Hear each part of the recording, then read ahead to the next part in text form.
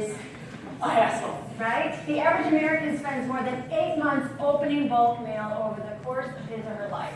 That's a lot of time opening mail, right? 44% of bulk mail is thrown away unopened, so we're wasting time and we're throwing away and creating trash. It really doesn't make sense. The amount of bulk mail delivered annually by each of the U.S. Postal Service's 293,000 letter carriers is 17.8 tons. Same as 4 elephants. Okay, we get a lot of mail. We're inundated by mail. So what are some solutions to dealing with the mail? One, I suggest have a place, a garbage can and a recycle bin right there where you either get your mail or you open your mail. Probably both, so you can throw it away right away because so much of it is, tossed into the trash or recycle bin that, you want to make sure that that doesn't land on your desk. Don't even let it land on your desk. Get it out. One thing that I use that I have found to be a little treasure in my office, which is, I am the organizer, but I do have to admit, it's not always perfectly organized. So I have this thing called my dirty little secret drawer. And it's a 5-inch deep drawer, so it's just like one of your, a little taller than a pencil drawer, but it's not a deep drawer. It's just a regular shallow drawer. And what I do is I put all of my current papers, all those little things that are left on your desk at the end of the day, the Post-it notes, someone you need to call, all of that. I have a place for that, so my desk looks nice and clean at the end of the day.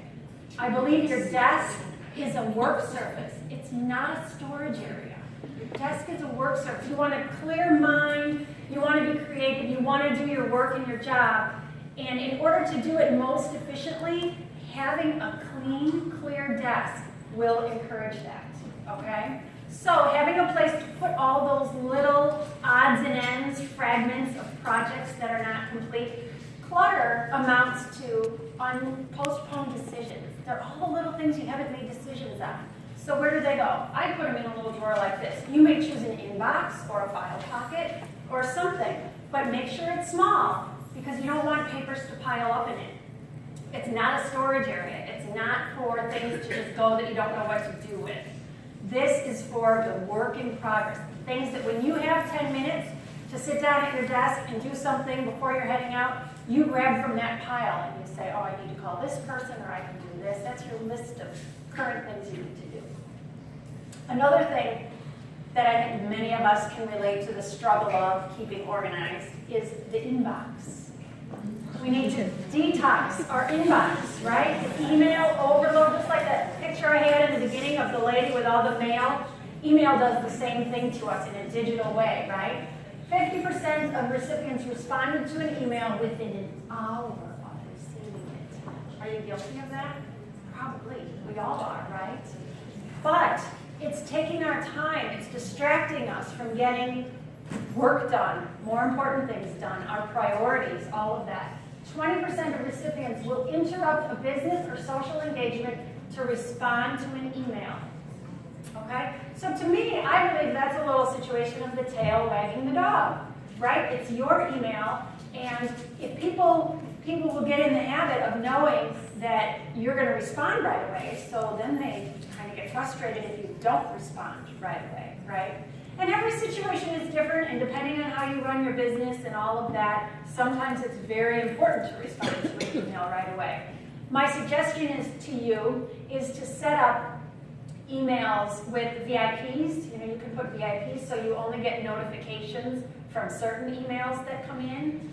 You can set your email up that way. Notifications and all of that can be very distracting. And my suggestion is to limit all of those notifications to only what's important, so you're not constantly being interrupted by different emails and all. So consider this.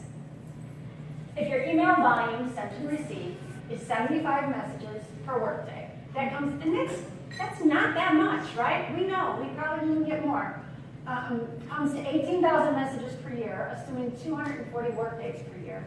If it takes an average of 2 minutes to process each message, you're looking at 36,000 minutes per year, which equals 600 hours or 75 workdays.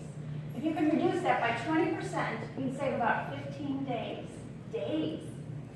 time you could spend on personal and business So how do we reduce that email overload? I really think using your cell phone during those snippets of time that I talked about and throwing them into the trash is a great solution to do that. However, it's not the best solution. If you get a lot of emails that you're doing that to and that you're throwing into the trash, scroll to the bottom and hit unsubscribe. It's very important because even that motion of having to see the email, having it come in, and having to swipe to get rid of it takes time. And it may not seem like that much time, but it still is your time every day of taking care of that and getting it out of your inbox. Or worse yet, it's hanging in your inbox and you're not deleting it. So that can be a problem too. So make sure that you unsubscribe. Another solution is having good email etiquette when you send out emails. As business owners and people in business, it's important to have email etiquette. And that means being a good sender of email. And hopefully, in return, the people that you send your emails to will respond with the same etiquette. That's the goal anyways. So first, decide on the message media, okay? Are you sure it needs to be in an email? Next, use the subject line. Have to be subject line savvy, meaning make use of that whole subject line. And I'm not saying you have to write a book there, but make a clear point in your subject line. Don't just say hi or checking in or whatever, but are you interested in this new product or something that's going to get them to open it and pique their curiosity. Start the body with a clear point, okay?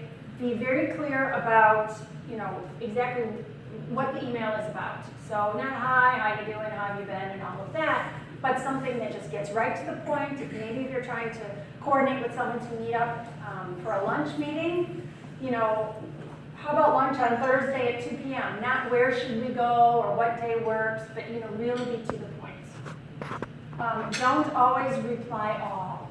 That's one thing that just makes me crazy. In corporate America, everybody replies to everybody, and then you're getting all these emails that really don't concern you. So your part in helping out would be only reply to who needs to hear that end message. And so everybody, and I know in certain business situations, everybody needs to hear it. But if you can just reply to one person and save the inbox of 20 others, do so. It's a great thing, okay? And then don't engage in emo mail, okay? If you're feeling that somebody is not 100% happy or on board with something, maybe that requires a phone call. It might not, because your tone doesn't come across in an email, and they could take it in the wrong way. So your tone comes across in a voice conversation. An email, I'm not saying email is not a great solution to getting a lot of business done, because it is. But if you sense that there's a tone situation going on, don't engage in the emotional mail. Just pick up the phone. And then highlight the action required by the recipient. So if you're trying to make plans for lunch on Tuesday at 2 o'clock, put that in a highlight. And so then, they can look through the email and know exactly what you're looking at. Using, little things like the highlighter in your email will just help your recipient know what you're talking about, and their eyes will go to it quickly, okay? And then, which I already said, don't ask open-ended questions. Create suggestions. So make it very to the point. And this will help to keep your email outbox doing the right thing, encouraging others to send you more appropriate emails, and hopefully your inbox will be detoxed a little bit and you'll feel a little bit more organized.